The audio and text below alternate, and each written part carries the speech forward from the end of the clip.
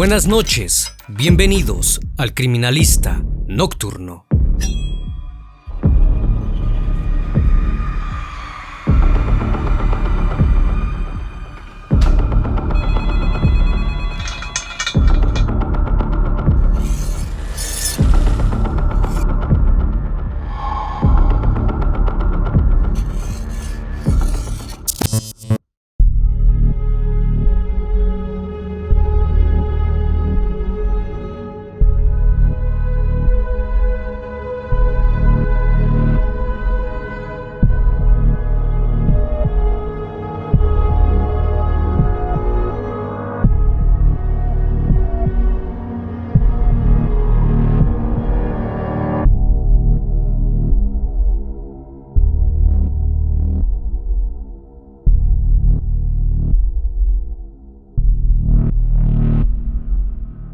En el año de 1975, en la ciudad portuaria de Hamburgo, en Alemania, ocurrió un incidente en el segundo piso de apartamentos. En el número 74 de la calle Seibastraße, un grupo de bomberos fue notificado sobre un incendio que se estaba propagando por todo el edificio. Mientras hacían sus labores por extinguir las llamas, notaron que en el tercer piso del apartamento que se había quemado provenía un hedor insoportable. Cuando decidieron entrar para buscar alguna víctima del incendio, una bolsa cayó a sus pies. Lo que había al interior destaparía un oscuro secreto guardado por años, pues restos humanos permanecían ocultos en un apartamento que había sido rociado con perfumes para disimular el olor. El inquilino de ese apartamento era un sujeto llamado Fritz Onka, que ante los ojos de los demás era un tipo tranquilo, que padecía de estrabismo y era muy acomplejado. Sin embargo, esta solo era la apariencia del que tiempo después sería llamado el Destripador de San Pablo. El Criminalista Nocturno. Friedrich Paul Onka nació el 31 de julio de 1935 en la ciudad alemana Leipzig, en el seno de una familia numerosa. Él era el tercero de 10 hermanos. Su padre trabajaba como carpintero y su madre como mucama. Pese a que ambos trabajaban, el dinero no era suficiente para mantener a tantos hijos. La cosa fue peor con el estallido de la Segunda Guerra Mundial, sobre todo porque los vecinos conocían las ideas comunistas de su padre y no dudaban en criticarlo y señalarlo. La represión del régimen creció y la consecuencia para los Honka fue que tanto el padre de familia como el pequeño Fritz fueron detenidos por los nazis y llevados a un campo de concentración. Luego de presenciar y soportar los horrores del Holocausto, años más tarde el mismo Fritz dijo que él y su padre fueron liberados por los rusos. El regreso a la normalidad tras esta etapa en los campamentos nazis fue algo imposible, principalmente para el padre de Fritz, que se refugió en el alcohol. Esta adicción y los efectos que aún arrestaba de su encarcelamiento provocaron que en 1946 falleciera. La madre se vio incapaz de cuidar sola a sus 10 hijos, y una de las consecuencias de esto consistió en que Fritz fue enviado a un orfanato. Allí pasó gran parte de su adolescencia, y si bien estaba lejos de parecerse a un campo de concentración, en aquel lugar no recibió mucho afecto y tampoco encontró a quien brindárselo. Cuando el chico cumplió 15 años, comenzó a trabajar como albañil. Trabajaba duro y era muy dedicado. Sin embargo, apenas le alcanzaba para comer, por lo que luego de un tiempo decidió marcharse a Brockhof, un pueblo ubicado en la Baja Sajonia, donde buscó ganarse la vida como jornalero en diversas granjas. Durante esta etapa, Fritz conoció a una mujer llamada Margot, con quien tuvo un romance. Más allá de lo fugaz de la relación, Margot quedó embarazada, lo que colocó a Fritz en un dilema: o se quedaba con aquella mujer y le pasaba una pensión de 3.000 marcos alemanes, o huía. Fritz cobardemente decidió huir.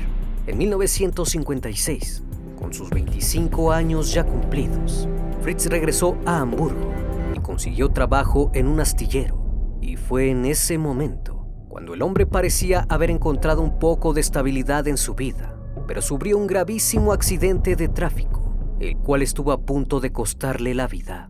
El impacto le rompió varios dientes, le desfiguró la nariz y le acentuó su estrabismo o la desviación de los ojos. Sus problemas físicos a causa de sus secuelas le generaron una gran pérdida de autoestima. Él no se sentía bien consigo mismo. Su personalidad se resintió hasta un punto increíble y su frustración fue en aumento. Honka creyó que debido a su estado sería repudiado y que nadie querría salir con él teniendo ese aspecto. Sin embargo, se equivocó, pues al poco tiempo conoció a una mujer llamada Inge, con quien se casó en 1957. Fruto del matrimonio nació un hijo, y Fritz ahora sí parecía encaminar su vida, no solo por haber alcanzado cierta estabilidad, sino también por haber construido una verdadera familia. Pero lo que al principio fueron pequeñas discusiones matrimoniales, se convirtieron en altercados en los que no faltaban los gritos y forcejeos. Debido a eso se separaron por primera vez en 1960. Así estuvieron Fritz e Inge durante 10 años, peleándose y reconciliándose, hasta que finalmente decidieron divorciarse en 1967, tras protagonizar varios episodios violentos delante de sus vecinos. Fritz Honka de alguna manera había vuelto a huir. La ruptura definitiva con Inge llevó a Fritz a trasladarse a las afueras de Hamburgo, específicamente en Ottensen, en un apartamento de apenas 20 metros cuadrados, en la Seiberstraße 74. Allí convivió varios meses con una mujer llamada Irmar, que terminó denunciándolo por intento de abuso. Esto luego de que Honka le pidiera una serie de cosas extrañas en la intimidad. Ella se negó y él la trató de obligar. Fritz se excusó diciendo que aquel día estaba borracho. Aún así, el juez lo condenó a una multa de 6.000 euros. A partir de entonces, aquel hombre de baja estatura, tímido, inseguro, sometido a las burlas de las mujeres por su aspecto, comenzó a refugiarse en el alcohol para sobrellevar su día a día. Y fue esta adicción lo que lo terminó de hundir. Fritz comenzó a presentarse a trabajar completamente ebrio, lo que no tardó en motivar su despido inmediato. Fritz fue odiando cada vez más a todas las mujeres que se le cruzaban. No solo se sentía rechazado por ellas, sino que cada vez que quería conocer a una, él mismo se boicoteaba, potenciando horribles situaciones generadas en su cabeza, al sentirse inútil para mantener cualquier tipo de relación real. Por eso empezó a frecuentar Reeperbahn, el barrio rojo de Hamburgo. Solo quería disfrutar de la compañía de una mujer, aunque fuese pagando. Solía visitar aquella zona vistiendo un traje oscuro y gorra, y acudía a bares como el Guante Dorado, donde siempre buscaba un mismo tipo de mujer. Fritz elegía mujeres de avanzada edad, con una estatura menor a la suya, ya que él medía 1.68 metros de altura y prefería que éstas no tuvieran dientes, porque temía que le hiciesen daño durante el acto. El escenario para que Fritz Honka comenzara su carrera como asesino estaba preparado, y aquello sucedió en diciembre de 1970, cuando Gertrude Bauer, de 42 años, acudió a su apartamento para mantener intimidad con él. Se emborracharon juntos y entre los pedidos de Fritz, Gertrude rechazó tener intimidad con otra persona. Él lo dejó pasar. No obstante, cuando le pide que tengan relaciones solo ellos dos, ella se resiste, por lo que esta vez comienza a agredirla y abusa de ella para finalmente estrangularla con una cortina. Una vez perpetrado el crimen, procedió a cortarla en pedazos y arrojó los restos en varios lugares del área. Pasó cerca de un año, hasta que el 2 de noviembre de 1971, la cabeza cortada de Brewer y otras partes del cuerpo fueron encontradas en un terreno baldío cerca de su casa. Pese a que la policía descubrió los restos, jamás dieron con el autor del asesinato y tampoco pudieron hallar el torso de la mujer. Después de su primer asesinato, Fritz pasó por un largo periodo de enfriamiento. El hombre suspendió toda actividad delictiva, motivado por su temor a ser detenido. Pero en el verano de 1974, algo en él despertó y volvió a actuar. Esta vez sería más violento y en un lapso de tiempo menor. El alemán terminó con la vida de 3 mujeres en apenas 5 meses, todas ellas procedientes del barrio rojo de Hamburgo. La segunda víctima de este sujeto fue Anna Buscher, de 54 años, a quien conoció en agosto de 1974, en el mismo bar que a Gertrude. Tras negociar un precio por tener intimidad con él en su apartamento, la mujer lo acompañó sin miedo. La apariencia enclenque de Fritz no la hizo desconfiar, pero cuando el hombre fue incapaz de tener actividad, le pidió otra práctica distinta, a lo cual solo la mujer atinó a reírse. Aquella burla hizo que Fritz hirviera de rabia y la estrangulara hasta asesinarla. Tras el crimen la descuartizó, y esta vez no distribuyó sus restos por los alrededores de aquel barrio, sino que los ocultó en el ático de su apartamento, donde también se encontraba el torso de su primera víctima. 4 meses después, en diciembre de ese mismo año, Fritz Honka hizo lo mismo con Frida Roblick, de 57 años. Utilizó el mismo modus operandi y la llevó hasta su casa, donde la asesinó. De igual forma guardó sus restos en el ático. Un mes después, en enero de 1975, Ruth Schultz, de 52 años, corrió con el mismo destino que las demás. Nuevamente apiló sus restos junto a las demás víctimas y los roció con perfume. En los meses posteriores, Fritz se dedicó a beber grandes cantidades de alcohol y a disimular el fuerte hedor a descomposición. Compró varias botellas de perfume y algunas piedras aromáticas, las cuales colocó por todo el apartamento. A pesar de sus intentos por disimular el olor a putrefacción, los vecinos comenzaron a quejarse e incluso llamaron a la policía, pues el ambiente en el edificio era terrible. Sin embargo, las denuncias nunca fueron atendidas, pues la policía nunca se presentó para averiguar a qué se debía dicho olor y si algo estaba ocurriendo, y atribuían el hedor a un problema en las cañerías y a las especias que supuestamente los extranjeros utilizaban para cocinar. Tuvo que producirse un incendio en la segunda planta del edificio donde vivía Fritz para que todo saliese a la luz. Eran las 3:37 de la mañana del 17 de julio de 1975, cuando un grupo de bomberos llegó rápidamente hasta el inmueble, sin ni siquiera imaginar lo que estaban a punto de encontrar. Aquel hallazgo sería conocido tiempo después como la Casa del Horror de Hamburgo. En el segundo piso, un marinero noruego se había quedado sin luz eléctrica y se había quedado dormido a la luz de las velas. Luego el fuego fue inminente y las llamas devoraron el techo. El fuego se propagó hasta el tercer piso y el ático, en el que el inquilino Fritz Honka vivía. Durante la extinción del fuego, algunos agentes inspeccionaron cada piso en busca de posibles víctimas, hasta que el techo del ático de Fritz se derrumbó y cayeron sobre los bomberos algunas bolsas. Al abrirlas descubrieron algo escalofriante, pues al interior encontraron los restos de una persona. Buscaron en el departamento otros cuerpos de posibles víctimas, pero no había nadie más. Luego del inusual hallazgo, los bomberos no tardaron en informar a las autoridades lo que habían encontrado.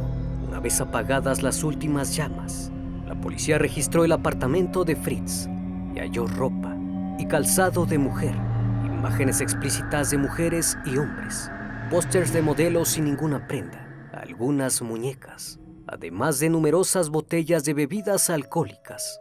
En cuanto Fritz Honka llegó y subió las escaleras del edificio, lo arrestaron y lo llevaron a la jefatura de policía para ser interrogado. Mientras tanto, los bomberos rompieron las tablas del piso y derribaron las paredes para ver si no había más personas atrapadas por el fuego. Cuando descubrieron el cobertizo, hallaron más bolsas con restos humanos, dando un total de 4 víctimas al contabilizar cada parte.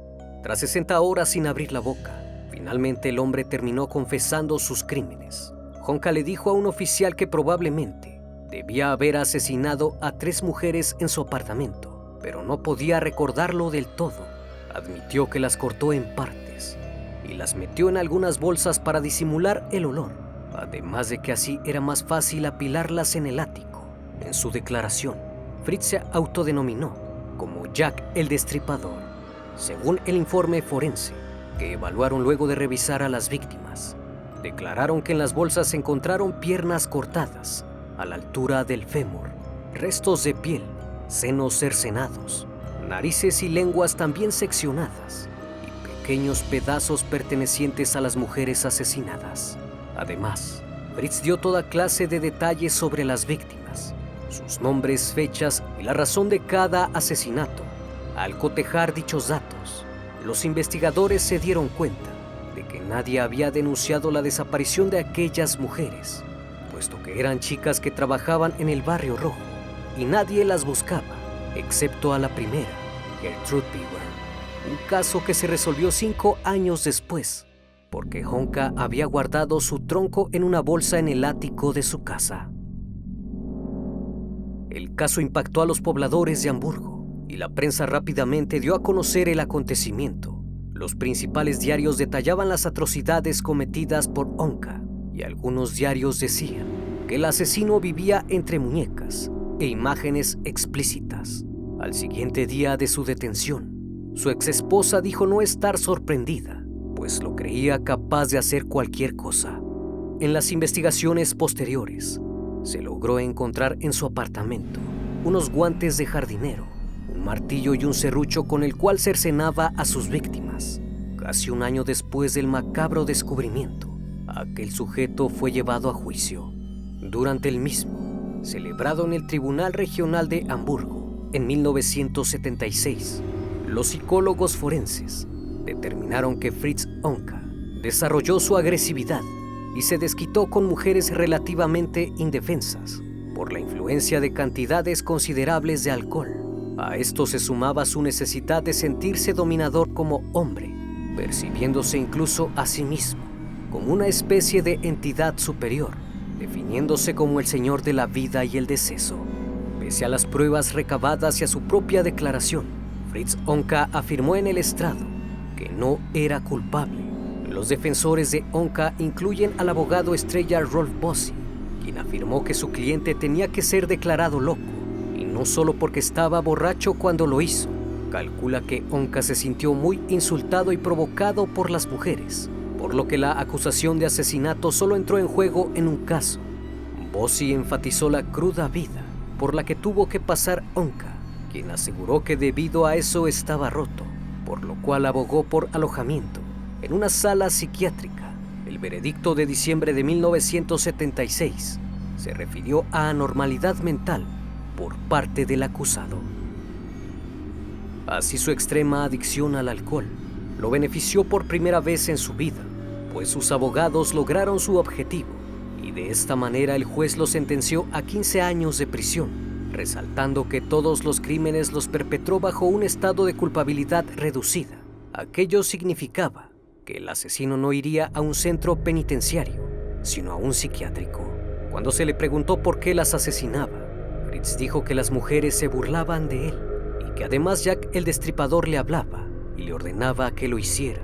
Después de cumplir su condena en una clínica de Hamburgo, Honka fue liberado en 1993, siendo puesto en libertad condicional, y para el año de 1996 fue liberado oficialmente.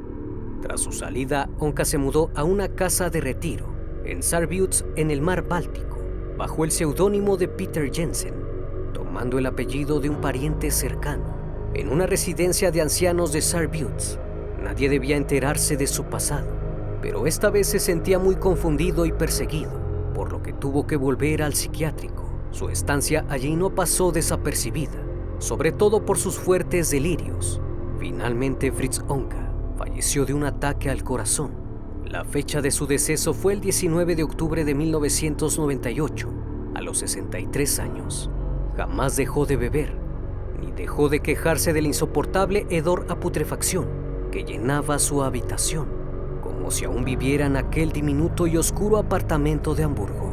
El caso Honka mantuvo a la gente muy ocupada mucho tiempo después de su fallecimiento. Hasta el día de hoy, muchos se preguntan por qué sus actos pasaron desapercibidos durante tanto tiempo. Su historia estremeció y causó el terror de los pobladores durante muchos años, quienes también lo nombraron el monstruo de San Pablo, lugar donde seleccionó a sus víctimas. Hace 3 años, el nombre de Fritz Honka volvió a estar presente en la actualidad por el trabajo del director Fatih Akin en su película El Guante Dorado, donde se muestra la crudeza de los crímenes que Honka cometió durante esos años.